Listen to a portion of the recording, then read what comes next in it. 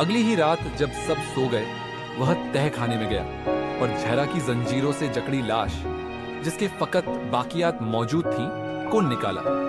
उसने चुपके से चादर में लपेटा और उस पुरानी कच्ची कब्र में दफन कर दिया, जो कब्रिस्तान के किनारे मौजूद थी, जहां जहरा की मां दफन थी।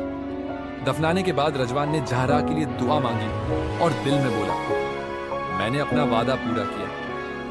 उसी लम्हे एक ठंडी सी हवा चली और जैसे आसमान पर चांद ने चमकना शुरू किया हो। रजवान की आंखों के सामने जहरा की रूह सफेद लिबास में मुस्कुराते चेहरे के साथ जाहिर हुई। अब उसके पांव में जंजीर नहीं थी। जहरा बोली, रजवान, तुमने मुझे वह दिया जो मेरे सगे भी न दे सके। इंसाफ, तुम्हारी नीयत सच्ची थी, इसलिए मेरी दौलत में से तुम्हारा हिस्सा तुम्हें जरूर मिलेगा।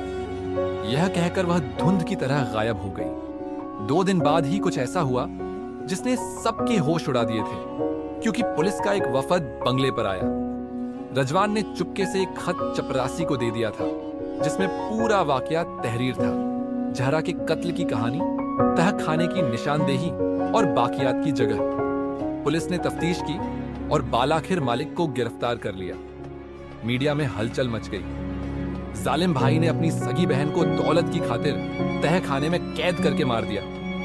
यह हर जगह फैल गई। लोग तौबा तौबा करने लगे कि इतना जुल्म मुंह भी एक मासूम लड़की के साथ। लेकिन बालाखिर उसे इंसाफ मिल गया था, क्योंकि उसकी मौत लोगों के सामने आ गई थी। वह तो इस मामले को दबाने की कोशिश कर रहे थे, लेकिन जहरा की रूह बेचैन थी इंसाफ पाने के लिए। अदालत में मुकदमा चला और जहरा को इंसाफ मिल गया। रजवान को बहादुरी के सिले में इनाम मिला और जहरा की जायदाद से अदालत के हुक्म पर उसे कानूनी तौर पर हिस्सा दिया गया। रजवान अब एक कामयाब और खुशहाल नौजवान था, क्योंकि मुजरिम सजा पाने के बाद जेल में चले गए थे, जबकि इस बंगले में रखी हुई वह सारी दौलत वहीं उस तह खाने में दफन थी, जिसका राज जहरा ने रजवान को बताया था। सारी दौलत का हकदार रजवान बन गया था। वह अपने माँ बाप और बहन भाइयों को शहर ले आया था। उसके माँ बाप बहुत खुश थे। उन्हें यकीन नहीं आ रहा था कि उनकी किस्मत बदल गई है। गांव के झोपड़ी नुमा घर से निकलकर अब वह एक इज्जतदार जिंदगी गुजार रहा था।